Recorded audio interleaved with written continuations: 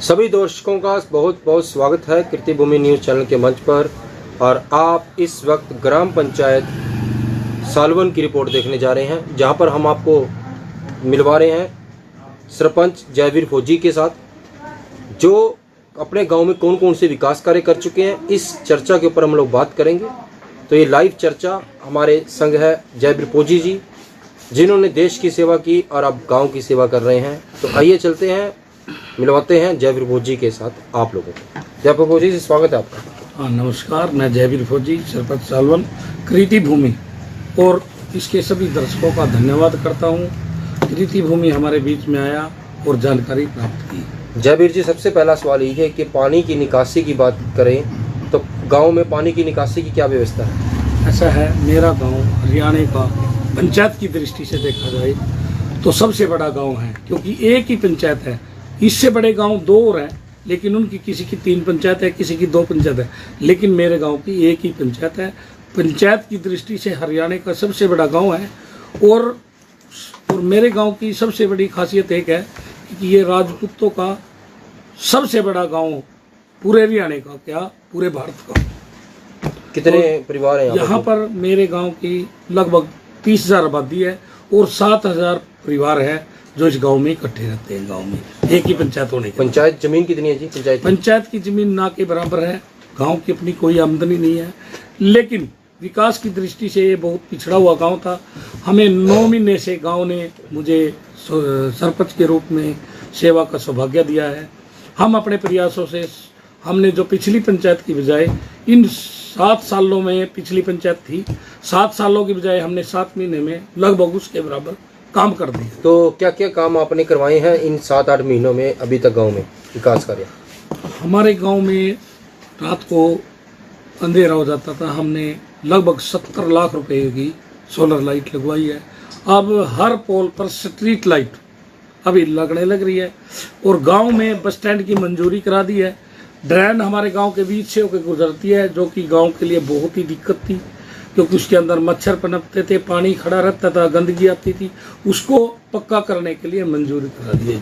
ठीक है सरपंच साहब, लगभग जितनी गांव की जो 72 गलियां थी, लगभग 48 गलियों का निर्माण और उनको रिपेयर करा चुके हैं। बात करते हैं शमशान घाट की। शमशान घाट के सौंदर्यकरण को लेकर आपने क्या किया? ऐसा है, मेरे गांव में दशाश्वमेध तीर्थ है, जो लगभग 25 एकड़ की भूमि में फैला हुआ है। 3 मंदिर है, उसी के अंदर शमशान घाट 4 एकड़ में है। अभी तक हमने उसमें मिट्टी डलवा दी है। अभी बरसात का समय शुरू हो गया था, इस कारण हम उसका नवीनीकरण नहीं कर पाए। अभी उसका एस्टीमेट मनरेगा के तहत बन चुका है। अभी मनरेगा के तहत उसका मिट्टी का लेवल कराया जाएगा, पेड़ पौधे लगाए जाएंगे, उसको स्वर्ग की तरह सजाया जाएगा। गांव में स्कूल व्यवस्था को लेकर क्या कहेंगे आप? मेरे गांव में लगभग 4 स्कूल हैं। एक सीनियर सेकेंडरी स्कूल बॉयज, एक गर्ल्स सीनियर सेकेंडरी है, 2 प्राइमरी स्कूल है जो 5वीं की कक्षा तक, और जिसमें एक सांस्कृतिक केंद्रीय विद्यालय यानी इंग्लिश मीडियम प्राइमरी स्कूल। तो पिछले कार्यकाल में वो लागू हुआ था और हम उसकी सहायता करते हैं। स्कूल में जब भी जरूरत होती है, हम प्रिंसिपल महोदय के पास, चाहे मिड डे मील हो या स्कूल की सफाई को लेकर हो, कोई भी कार्य हो, हम वहाँ पर तत्पर रहते हैं। और हमारी बेटियों के लिए हमने इनाम की व्यवस्था भी करी थी, भाई जो भी डिस्ट्रिक्ट में टॉप आएगी तो सरपंच की तरफ से स्कूटी दी जाएगी। चलो अब की बार बच्चे बिल्कुल नज़दीक आगे गए हैं, अगली बार शायद वो उस इनाम को ले लें। और उसके अलावा भी हमारे गाँव के जो अधिकारी थे, जो मेजर जनरल थे, ब्रिगेडियर हैं, जो भी यहाँ के उच्च अधिकारी थे गाँव के, उनको मैं समय समय पर बुलाता रहता हूँ और बच्चों के प्रोत्साहन के लिए, नाम के लिए तत्पर रहते हैं। बात करते हैं गांव वासियों के स्वास्थ्य को लेकर, तो डिस्पेंसरी वगैरह की क्या पोजीशन है गांव में?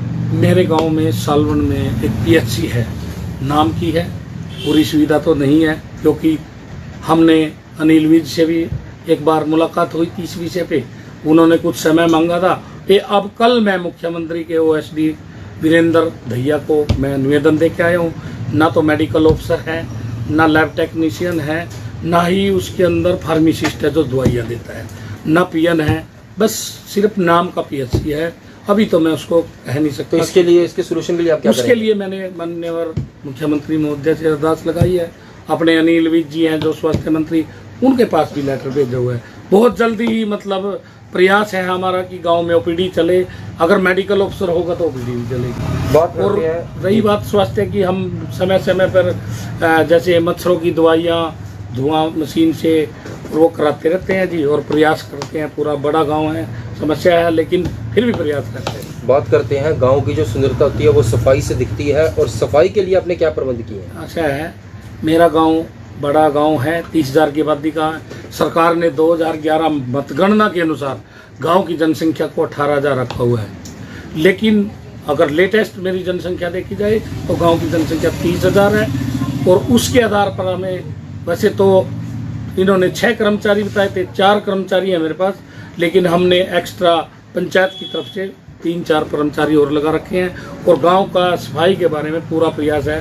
अब थोड़ा बरसात के दिनों में थोड़ा सुचारू रूप से सफाई नहीं हो पाई, लेकिन 1 तारीख से हम पूर्णतः पूरे गांव की सफाई में लगे रहेंगे। विधायक, हाँ, मैं सरकार से दरखास्त लगाता हूँ और नम्र निवेदन करता हूँ कि मेरा गांव हरियाणा का सबसे बड़ा गांव है, तो उस होने नाते, वैसे तो सरकार ने क्लस्टर भी चालू किया था पिछले 7 वर्ष में, कोई कार्य नहीं हुआ। उसके बाद अब महाग्राम योजना में सालवन को ले लिया, लेकिन ग्राउंड पर काम जीरो है। तो मेरा सरकार से दरखास्त है, इसको अगर महाग्राम योजना जितनी भी है उनको जल्दी लागू कराएं। अभी तक गांव में कार्य अगर देखा जाए विकास की दृष्टि से जीरो है। ना ही बच्चों के खेलने के लिए कोई ग्राउंड है, ना कोई स्टेडियम है, ना ही गांव में कोई कम्युनिटी सेंटर है, क्योंकि मेरे गांव में कम से कम आबादी के आधार पर 10 कम्युनिटी सेंटर होने चाहिए, और कम से कम 2 स्टेडियम नहीं तो 1 स्टेडियम तो ज़रूर चाहिए, क्योंकि बच्चे सड़कों पर दौड़ते हैं, कई बच्चों को चोट लग चुकी है। तो मेरी सरकार से दरखास्त है, मेरे गांव में स्टेडियम का जल्दी से जल्दी निर्माण होना चाहिए, और गांव में हर बिरादरी का एक कम्युनिटी सेंटर होना चाहिए। कम से कम, वैसे तो 36 बिरादरी है तो 10 कम्युनिटी सेंटर तो बहुत ज़रूरी है।